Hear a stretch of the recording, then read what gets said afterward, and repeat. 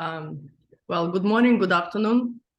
So I'm glad that you made it here to this call today. It's nice to see the familiar faces. Whoever has their cameras and can turn them on would be amazing to just meet you in Zoom. That's wonderful. So not to take time away from our main topic and discussion. So I'm Dasha Groupman. I'm the one who is posting all those annoying messages, moderating and deleting and trying to keep the group lean. Oz is our, let's say, main person to ask questions today. This is not a concept of a webinar. We're going to have, we plan to have a discussion, right? So many of you are probably already knowledgeable in peptides and IVs. So Oz is here as a guide, and I will try my best to help moderate the discussion. Oz, maybe I give the word to you to introduce yourself. Terrific. Good morning, everybody, or afternoon, or wherever you may be. I'm Oz Garcia. I'm a nutritionist by education primarily. I've been in practice in New York City for about 40 years. We've had offices in London, in Moscow up till about 2014, 15. And we specialize primarily in what is it that's going to have an impact, a measurable impact on the quality of life of anybody that may be a client or is interested in our work. I'm an author. I've written 5 books in the subject matter of nutrition, age management, age reversal, and then recently I completed a book called After COVID. I'm just going to plug myself for a second over here, and it's on Amazon Top 100 Bestsellers. A lot of what we'll talk about today is actually in that workbook. For those of you that are interested in how it is that you can pull yourself out of long COVID using peptides, the particular IVs that we'll be discussing. And in large measure, what I would like this to be is a conversation, a discussion between all of us. Some of you I know are really quite familiar with the subject matter of using peptides, what they are, and also the use of IVs. Now, by IVs, I want to be very, very clear that we're going to discuss certain formulas in terms of what will go into a particular intravenous nutrient-based product that can have an impact on your immune system, the condition of your brain, how well you're able to recover from jet lag, and so on and so forth by category. So I want to take a minute with the individuals that are in the group and first find out more or less what your interests may be in peptides and or IVs. So why don't I just pop over to Judy? Let's just say hi to Judy first real quick and see what your interest is. And each one, let's take about a minute more or less to familiarize the group with who you are and what your interest is in being here. That way I can also narrow band everything. Judy? You may want to turn your microphone on. Oh, there we go. Hey, everybody. Nice to meet you. I'm Judy. I'm based in Geneva, Switzerland. We're creating a technology platform for longevity clinics, and we're hoping to turn medical practices into longevity clinics all over the world. My interest, particularly in peptides, is because I'd like to experiment with creating an IV clinic right here in our office in Geneva. So I just want to learn more about what's the best path to go down. I really don't have a lot of experience. And then also I'm curious also from a personal standpoint as a biohacker, which ones I should consider for me. That's it. Very good. Let's go to gentleman Cameron. How are you? Very good, Oz. Good to see you again. I'm obviously part of Summit Group. I'm a medical doctor by training, but very interested in wellness, and the peptides and nutrients, IV nutrients, is a new area for me. I wanted to explore it both for myself and for potential future ventures. Okay, terrific. Heather? Hello, thanks for doing this. I'm real excited about this. I am actually looking to try to figure out how to find the right IV clinic in wherever I am, actually, and to also help other people have healthier lifestyles at their work. Okay, terrific. Let me suggest that maybe you mentioned where you are based. All of us, it would be interesting. So, for example, Heather, you mentioned that you would be looking for an IV clinic where you are. I think that it might benefit others if they do Yeah, find. where are you? Okay, I'm in Las Vegas. And you know, because I'm in Las Vegas, I can travel anywhere. So kind of anywhere, but mainly Las Vegas. Okay, terrific. Thanks, Dasha. Curtin, how are you? Hey guys, my name is Kieran. I'm based in New York. I'm also a nutritionist and foot and ankle surgeon, and I work for a company called Superpower that's kind of bringing biohacking to executives and C-suite founders, B2B. Wonderful. Min?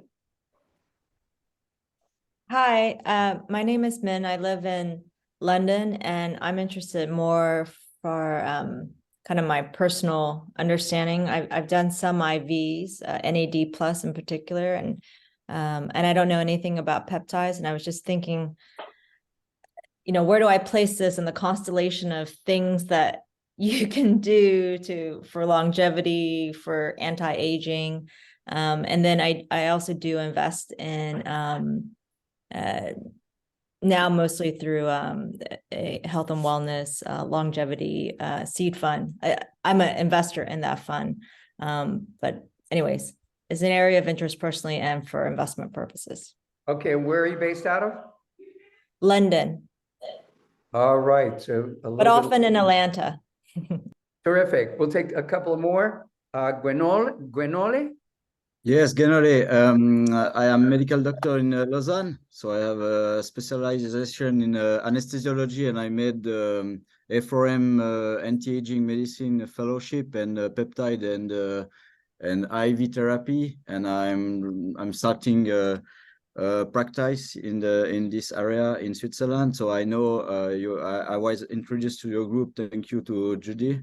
I know Judy. We start to work together.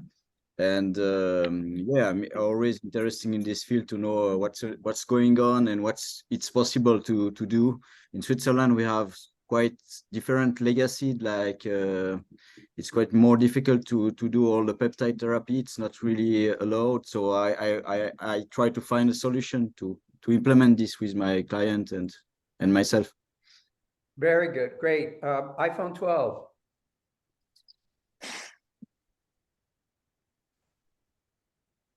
That might be me. Hi, That may I'm be you. Deep.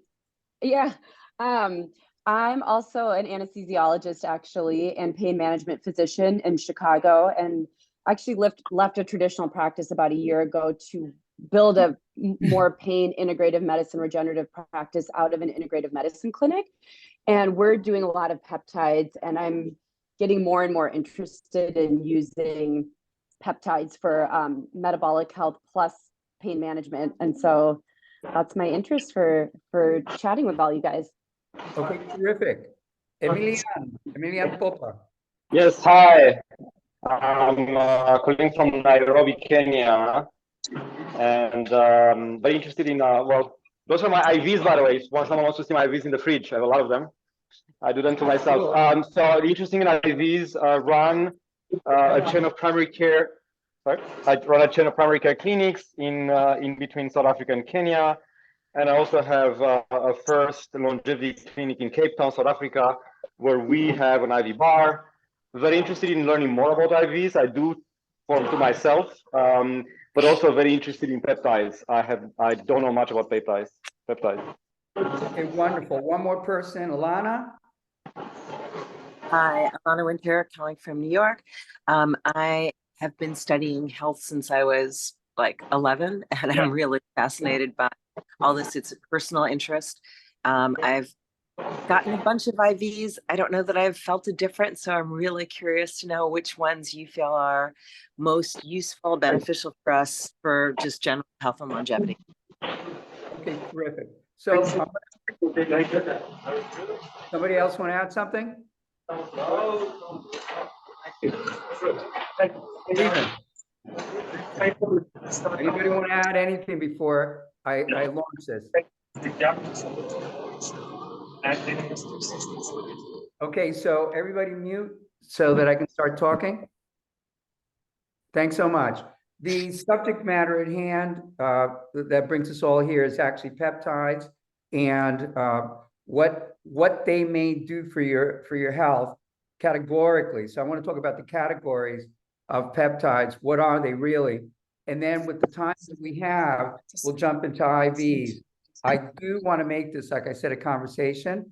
So as I go through some of the subject matter beginning, I really want you to ask me, what is it that your concern may be? And let's be very specific so that we can hone in on the particular peptides that may achieve what it is that you're looking for. Very simply, peptides are very novel combinations of amino acids. Amino acids are precursors to proteins. For all of you out there that may not be familiar with what I'm talking about, recording in progress. A peptide is made up of amino acids, like I said, which are precursors to protein. But proteins are made up of amino acids. They're the building blocks, let's say, to an egg. So an egg has pretty much all the amino acids, all the protein precursors, 22. Now you can take each one of those amino acids and convert them and put them into different forms to produce a different kind of protein. So you get a piece of chicken, you can get a bean. There are different combinations that will produce a certain protein.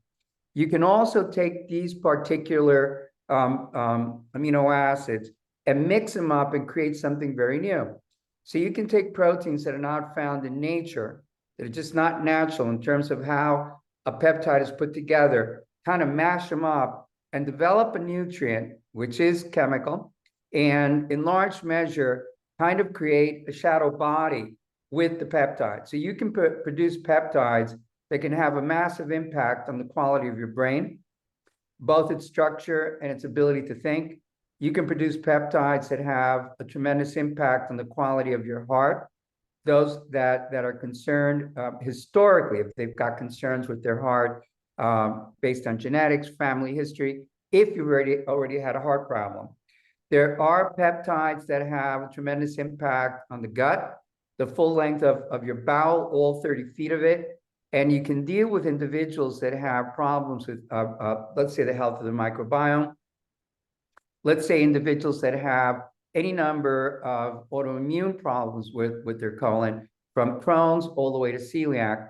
And then we can go on from there categorically: quality of life concerns, quality of skin, quality of hair. There are peptides that have a tremendous and highly measurable impact on sexual expression in both men and women.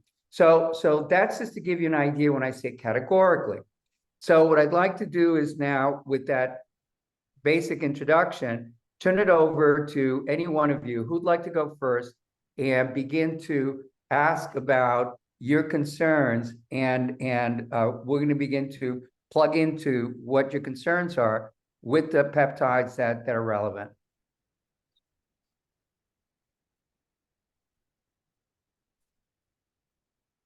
Who'd like to go first? Please, Heather. Anti-aging. Okay.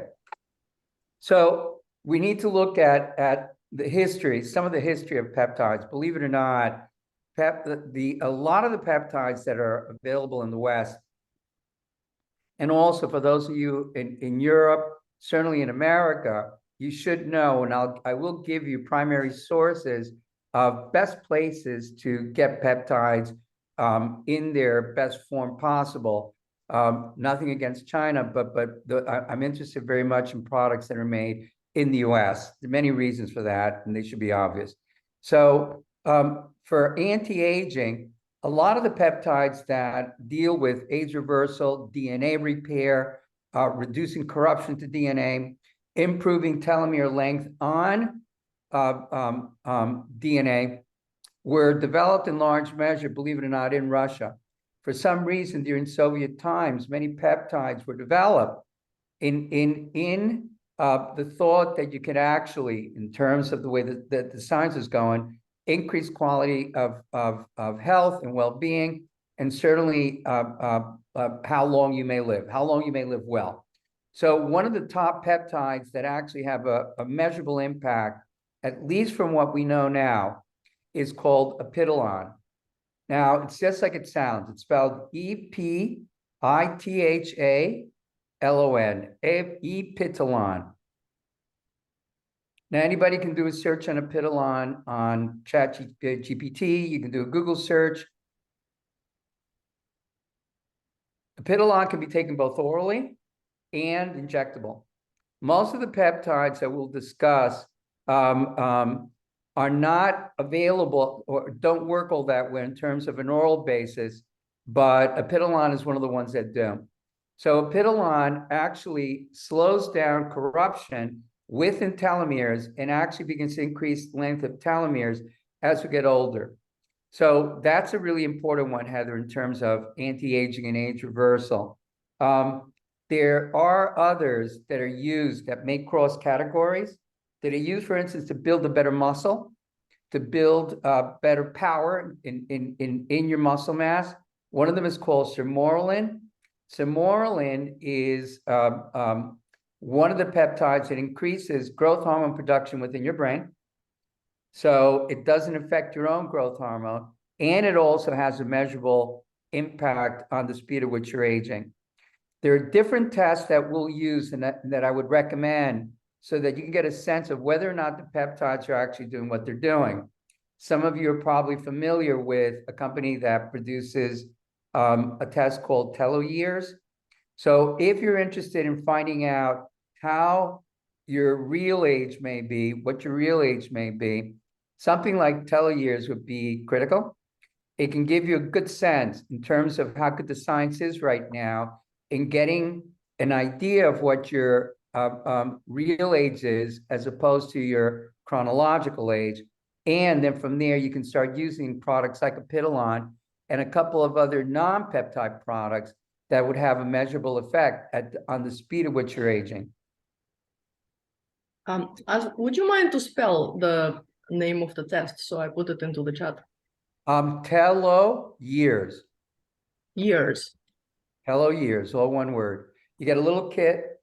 There's a little tube in it, just like many of the ones that actually allow you to measure DNA. You collect your saliva, put that back in the box, and send it off. So they get a sample of your DNA. We have one more question in the group. What is the spelling of the GH increase peptide? Oh, sermorelin, S-E-R-M-O-R-E-L-I-N. And to be clear, many of the peptides that actually build better muscle mass, improve the quality of your muscle fibers, collagen fibers, those are actually gonna, I would consider age reversing or age management peptides in addition. But the ones that have measurable impact on DNA specifically is apiteolon. So there was one more question. What is your dosing for apiteolon? What I would suggest is here, go on to ChatGPT, or I would go to Peptide Sciences. Peptidesciences.com is very well known for making among the best peptides in the US. And I would go there to actually get a sense of what the right amount would be for anybody. It varies from person to person. Also, there are gender-specific concerns. So I don't want to come out and say, take this much without knowing who you are. Get a sense of what would be the least that you should start with. And then from there, little by little over time, you can increase. But I would always start at the lowest amount that is recommended. ChatGPT also. Just go there and you're going to get a good sense of the way that people are dosing.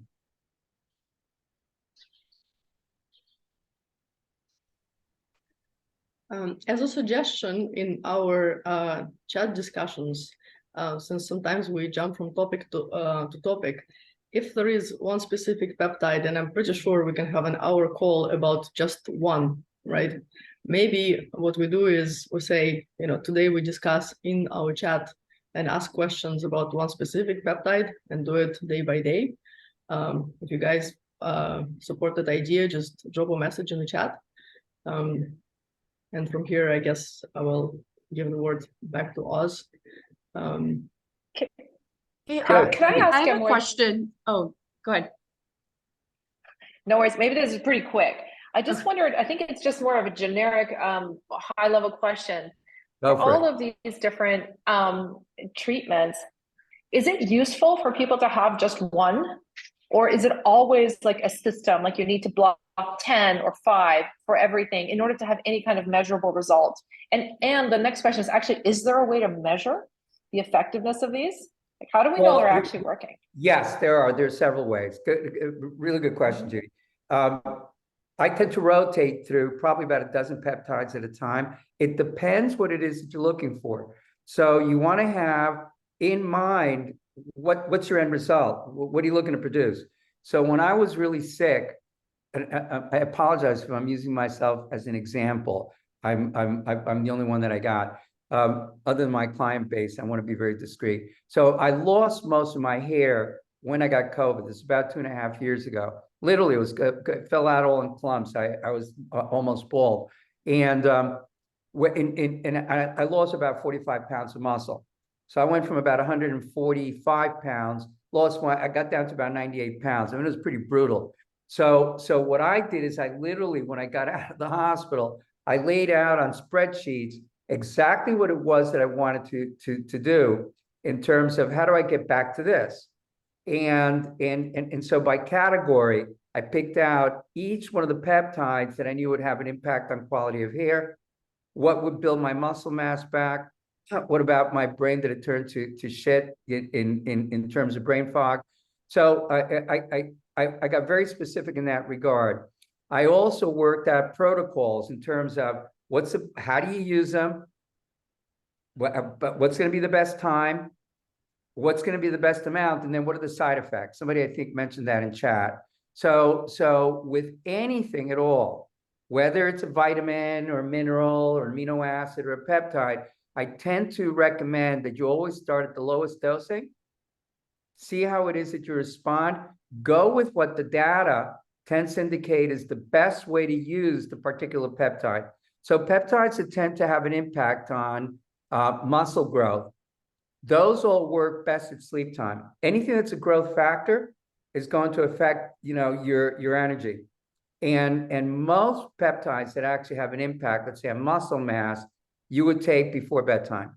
Some of those, like GHRH, growth hormone releasing peptide, GHRP, excuse me, growth hormone releasing peptide 2 and 6, those have a massive impact on development of brain tissue, the ability to build better muscle, and also in large measure, the quality of your skin too. All of those work well at night, and you start almost at microdosing levels and build up. Blood work is critical. So whatever it is that you're going to do, and I think Guanole would agree with this, you want to get a baseline in terms of your blood. You want to do a very complete deep dive and take a look at everything in terms of a CBC, all the way through a SMAC, all the way through all your hormones. And then maybe, I think it's a good idea, do a gene test. Some of the best ones right now are relatively inexpensive. The one out of Cornell Weill is a great test. And for ease, I would suggest selfdecode.com. That's Joe Cohen's kit. You get a lot of data right there. So then between the blood and the gene test, you can actually get a good idea. And then subjectively, what is it that you want so that you can get a measure? And literally, if you start using a particular peptide because you want to get leaner, we all know some of the ones that are very common now. Ozempic is kind of a molecule or two off of semaglutide. So even there, you want to look at your blood. You want to make sure that your blood sugar is in order, what's going on with your insulin. And even with semaglutide, it would start at extremely low levels. And that can be used both injectable and oral. but what's your goal? What do you want? And then you kind of work backwards from there. Please. So I see that Cameron has his hand up. So Cameron, I'll give the word over. Thank you. I just wanted to work out how often and whether you can mix them all together in one injection. Do people tend to use the peptides? Cameron, repeat that one more time, please. I'm trying to work out how often people would be needing to use it to get any benefit. And then also, can you mix them together in a single product, or does it have to be individually dosed? Okay, great. It's actually several questions. So number one.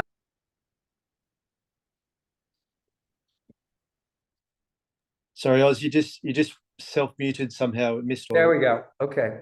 So there's a peptide that's used to improve sexual activity in both men and women, especially if your sex drive has gone flat. This can happen to anybody at any point, or if you find yourself for whatever reason, hereditary reasons, hormonal reasons, you've got a low sex drive, there's a particular peptide called kisspeptin. Now, kisspeptin is only used several times a week, right? So you wouldn't use it every day. And the dosing is extremely low. So in order to get an increase in libido and improve sexual interest, specifically from the brain centers that drive sexual appetite, kisspeptin doesn't have to be used that often. Now, if what you want to do is improve your mood, and you don't have to be chronically depressed, but let's say that sometimes your mood goes flat. There are two peptides that I think are really terrific. One is called C-Lank, and the other is called C-Max. C-Lank and C-Max can be used every day, and they work really well in an inhalable form. So there's a form of C-Lank that I like a lot. It's called C-Lank amidate. This is also developed in Soviet times in Russia. The company that I would recommend there is nootropicssource.com. Could you please spell this? Yes, Nootropics, NOOTROPICS, Nootropics, and then source, OURCE.com. Two things that I think are really important for the group to know. Peptide Sciences, besides selling peptides, gives away a lot of content. So if you want to learn about peptides, going to Peptide Science, they just give away a lot of data. Nootropic Source is going to give you like top of the line nootropics. It's a topic for the next masterclass, but they also carry a lot of peptides there too. They give you no content whatsoever, but extremely high quality products. Cameron, did I answer your question? And then can you multi-dose them? Do you put them all in the same? Yes, you can. You can. So some of the ones that I use and I continue to use in order to build good, strong, lean muscle mass, I combine as an injectable and I take at nighttime. So one of the best products for building power, lean muscle, energy, and slow down aging is called CJC 1295 DAC. You can use that every single day. And CJC works extremely well in combination, let's say, with ipamorelin, which I mentioned before. Or I mentioned sermorelin. I could also easily mix that in with bromantine, which is also, it's available on Nootropic Source, which is really good also for building better brain function. So some mix extremely well. And I think that as we develop this class better, we can get more specific for everybody in the group in terms of what are best combinations for you. Some don't mix well at all.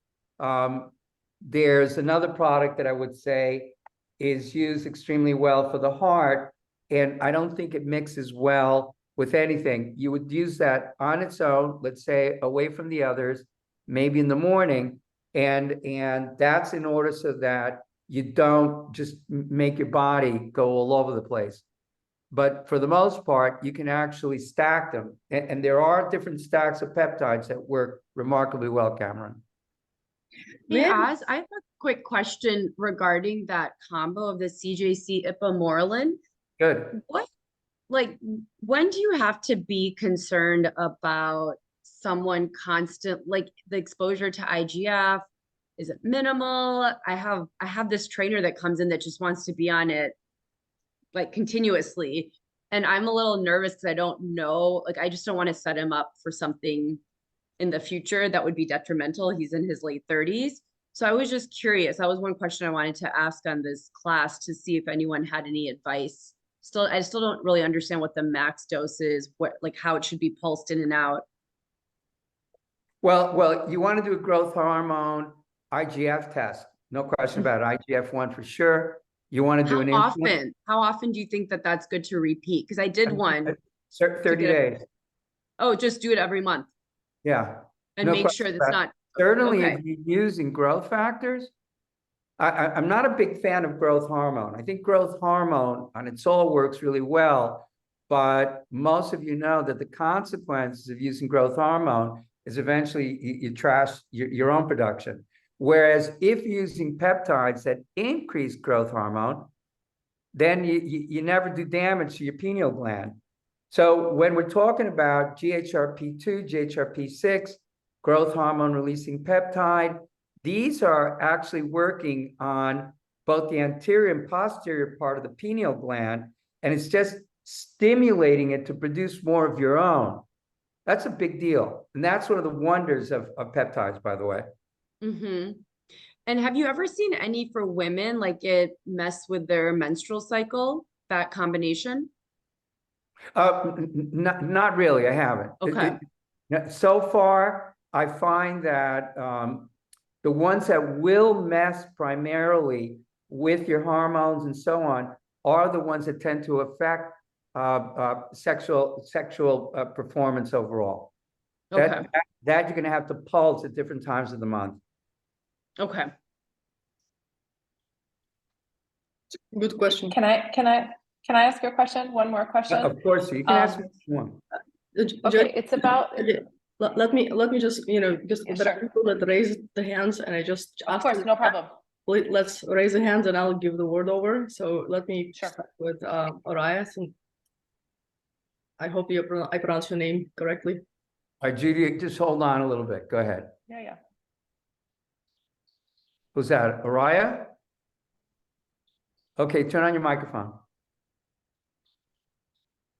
You muted Orias. Okay, now.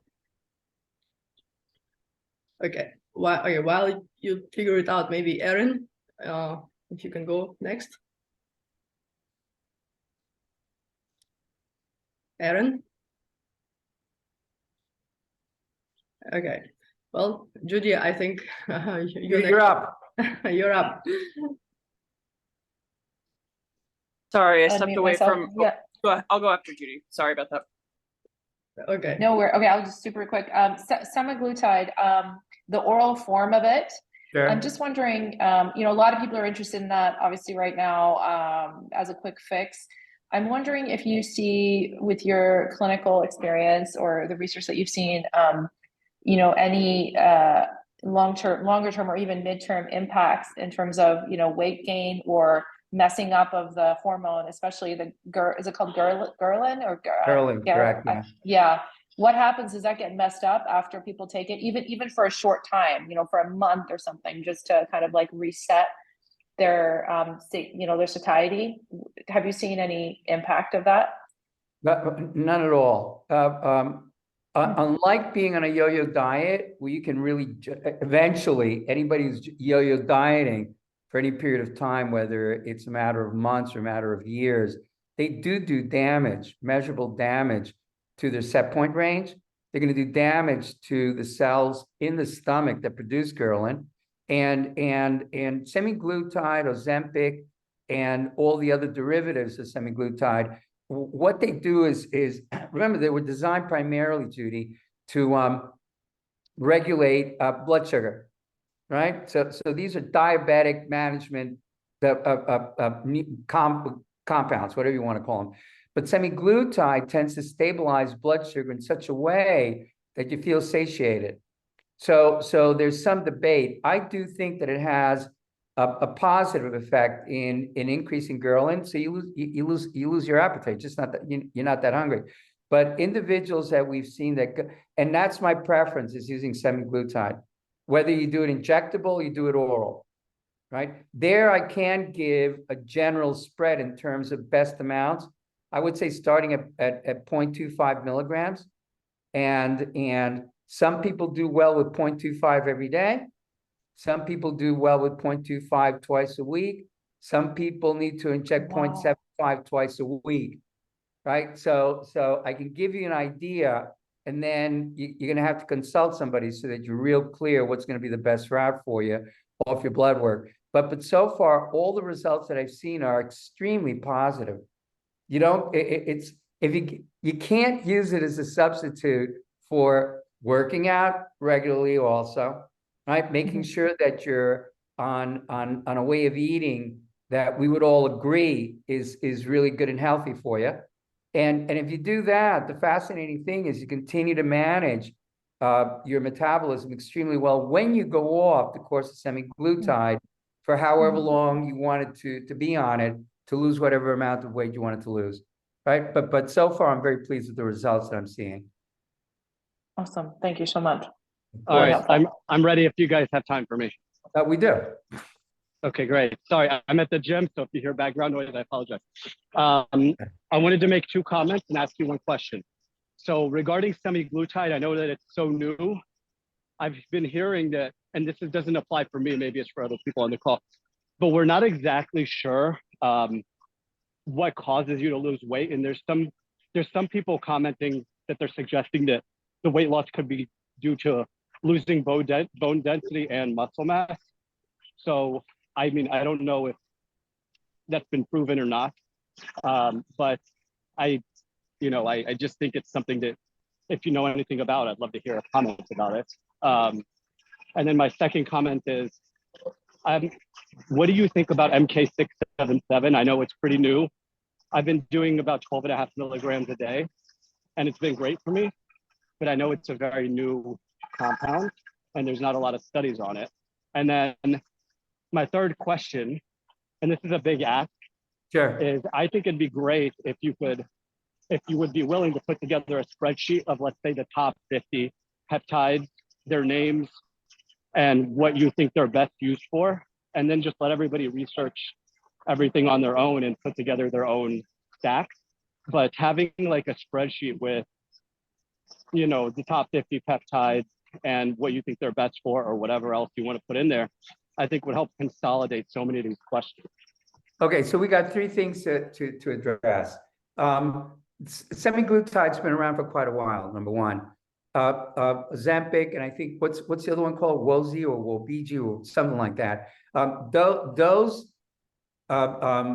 iterations of IGLP-1, which is semaglutide, are the relatively newer ones, but from Wegovy. Thank you. So, but semaglutides has a tremendous amount of study behind it. Not only that, but they're now finding that it may have applications in terms of reducing damage to the brain, and it may actually slow down or stop Alzheimer's and dementia.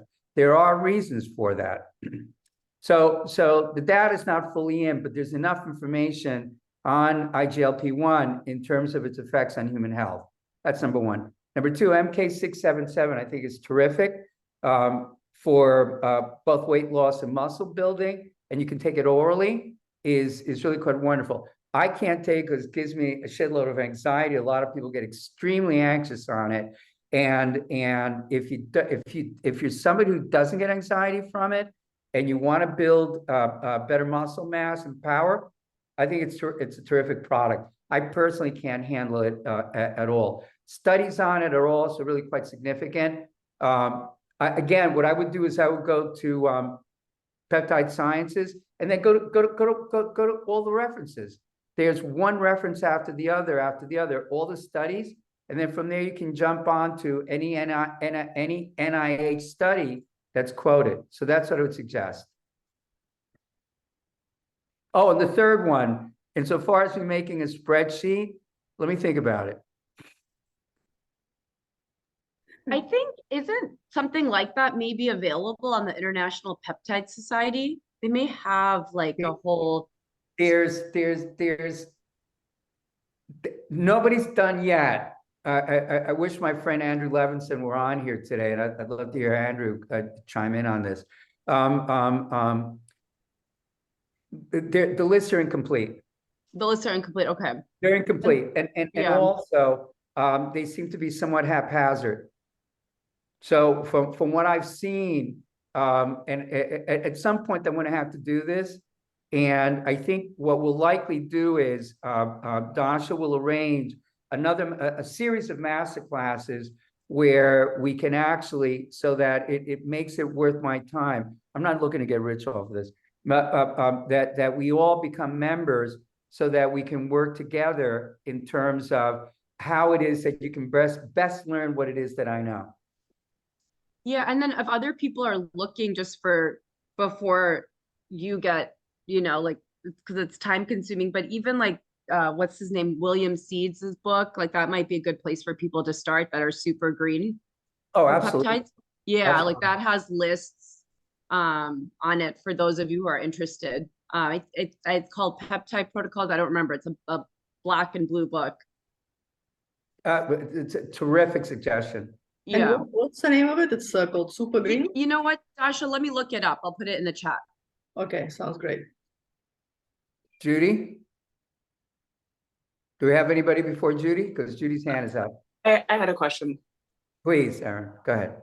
So I've taken 2 blood tests in the past couple of years where I had extremely low testosterone. At the time, I was part of like a commercial health studio, and they wanted to put a pellet in my ass that I didn't want to do. But so I just wanted to. I haven't retested. I've been eating healthier, kind of lost weight, etc. But I'm curious if that's something that you would try to address with peptides as well. I haven't really. All the rest of my kind of biomarkers are pretty good, like CBC, cholesterol, blood How's sugar, your etc. DHEA? How's my what? DHEA. I don't know. I'd have to look it up on the phone. While... That's important because DHEA converts into testosterone. Okay. Percentage of it. So if your yes, there are certain nutrients, not necessarily peptides, that will increase testosterone, your own. It'll allow you to manufacture your own better. But I would look at pregnenolone and DHEA levels because they both convert into estrogen, progesterone, testosterone, and so on. But DHEA is critical. And is that on a common CBC panel, or do you have to ask for that specifically? It's common on a hormone panel. Gotcha. Okay. Okay. All And right. I'll ask for that also. Okay, and then just I guess if You there's want me a to give you an idea of the products? Sure. This is for everybody, both men and women. Give me a second.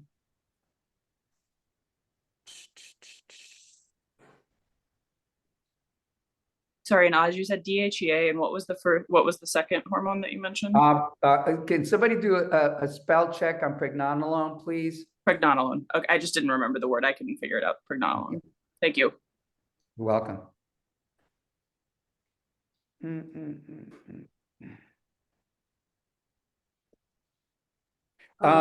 There's a nootropic-like peptide-like nutrient with a very peculiar name. It's called, let me just put in the chat box because otherwise I'm going to get it wrong. So it's spelled M.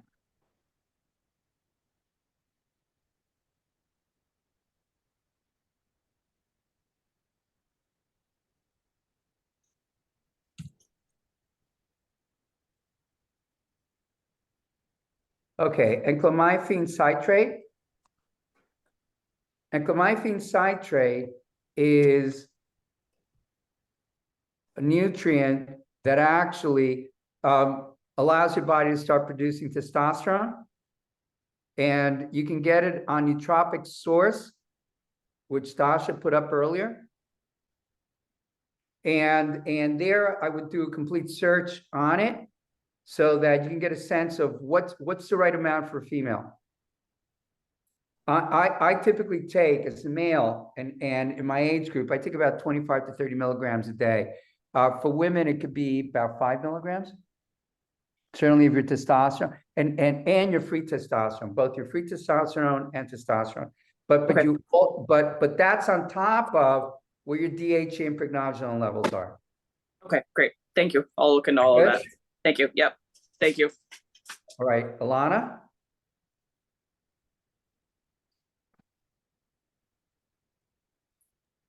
Alana, we can't hear you. I think you need to unmute yourself. Yep. Oh, sorry, there we go. Okay, so actually I was gonna ask a different question, but since you just brought up testosterone, mine is super low also. It's 2, it's been 2 for a really long time. And I supplemented with DHEA to the point where my DHEA skyrocketed in the 700s, but it didn't affect the testosterone level at all. Then you're not getting good conversion. Then you need to go on to enclomiphene citrate. And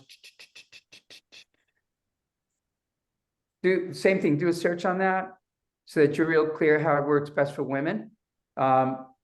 And then there's another one that I think works extremely well too.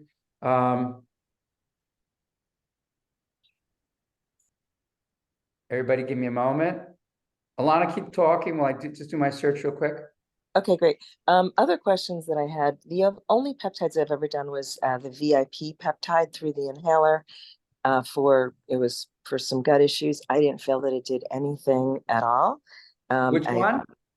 VIP, vaso. I forget what it's called. VIP. Yeah.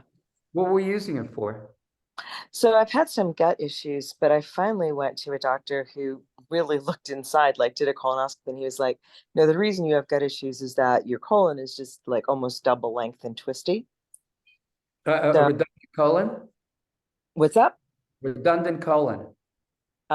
He That described means it that it as wraps around on itself. he described it as torturous. Was the the civil word is redundant. Yes, torturous seemed a bit extreme. Right. But anyway, so I'm wondering if there's anything that you think is particularly good for gut health. For I'll give it to you right off the top. This is not complicated. BPC. 120, 157, body protection compound. B, boy, Peter, Charles. 157. Okay. BPC is actually a synthetic version of the bowel wall. And it's also used for impact, injuries, sports injuries, but you can take it orally. Peptide Sciences has a version of it which we use for, remember at the beginning where we started on the range of everything from celiac to Crohn's to IBS, and the results with long-term use of BPC is pretty remarkable. Okay. You know, any kind of inflammatory bowel disease, I'm going to start with BPC. Whether you've got a screwed up microbiome or not is not going to determine my use of BPC. Okay, great. Also, along the lines of autoimmune stuff. So I was diagnosed with RA. I did a bunch of stuff myself. All of my markers are gone for RA, but I still have Hashimoto's. Is there anything that helps with that? Yeah, but it's not going to be a peptide. Are you on thyroid medication now? Yes. What are you on? Levothyroxine, 75 milligrams. When do you take it? When you wake up? Mm-hmm. Who are you working with? I have been cycling through endocrinologists. They just write the prescription. I spent a couple of years at Parsley Health, didn't really get a whole lot of help there. Not a big fan of parsley. Yeah. Oh, it's not a great There are many experience. reasons why, but have you tried natural thyroid, nature thyroid or Armor? I was on Armor Thyroid at the beginning. And what happened? I think my insurance wasn't covering it. It was fine. I was paying out of pocket for it. And then the doc said, you might as well just go on this, that insurance covers and it does the same thing. My markers are all fine with the thyroid meds, all of my Okay. markers in range. I'm just wondering if there's any way, like I was able to get rid of the RA totally. So you're a perfect candidate for BPC, right? Along with TB, Total Body 500. The combination that you can get on Peptide Sciences with TB and BPC together are going to help you with your symptoms tremendously. Take it from me. I've been a runner for 40 years and a marathoner. And at one point I was doing an ultra marathon. I mean, I wrecked my body. And those are my primary go-to anti-inflammatory joint rebuilders. So I use both oral TB and BPC and injectable. Oh, wow. So they're good for joints because there's like, I have osteo and joint issues and all that stuff too. So that's good for all that? That is correct. And also I would be using a growth hormone precursor like growth hormone releasing peptide, GHRP2, which is really gentle. And that's going to begin to also reduce a lot of the wear and tear in your joints. Wow. Amazing. And one other question. I see this company called One Skin that's a peptide topically for your skin. Do you have any thoughts on that? I'm not familiar with them. Dash, you want to just grab that info? Yeah, Alana, maybe if you can please. Yeah, if Alana could forward that to you by email. Sure. I'll put it in the chat. Yeah, sounds good. Yeah, I suggest to put it into the chat here, and then I will kind of summarize that's what I meant. into the main group. Yeah, and I actually would like to take over here because we have 5 minutes left, and let's try to keep it to an hour. All of our time is pretty valuable, I'm sure. So I would like to hear suggestions on, I hope and believe this is not our last call. So when we organize the next call, because I think we've covered quite a lot, and I don't think there is 1 hour is enough to cover peptides altogether, right? So I think what we could do is say, well, I'd like, let's maybe talk about improving focus and what peptides are best for that, right? And just maybe approach it from that side versus talking about specific peptides on their own. And Az, I would like to hear your opinion about that, because I think that we have a group here. Some people are very knowledgeable using peptides already, right? And some of us, including myself, are quite new to the subject and topic. And, maybe as a one big takeaway, if we start from taking one thing, would it be a epithalon, Az? I would say, okay, so as we kind of come to the end, this is great for me, by the way, today, because I'm also learning more or less how I would begin to craft the next class, and how it is that I would put together a series of classes. We didn't even get to IVs today, so that's good. That's really, really good information for me to know. And then I think somebody put a suggestion in the chat box. I think what we should do is start planning on our next master class, probably about 3 weeks out. And I suggest that maybe we go a little bit longer, about an hour and a half. So whether it's going to be peptides, or the next one we'll go into IVs. So I'm open to suggestions from the group. I mean, we have so many people on this class and also on the SAS thread and WhatsApp. So I'll let Dash, you, and maybe working with somebody else, decide how you want to craft the next one. What would the subject matter be? How you would do it? Yeah, let me suggest that, guys, please DM me with suggestions, what you think is the best way to kind of evolve this topic. Would it be by, let's say, the goal that we want to achieve, or would it be by specific peptide. And yeah, I'm open to suggestions, right? We are not doing this for any other reason other than to learn. So yes. Oh, somebody, final thing, the product that I mentioned for mood is C-Lank, S-E, not C-E, C-Lank, and C-Max.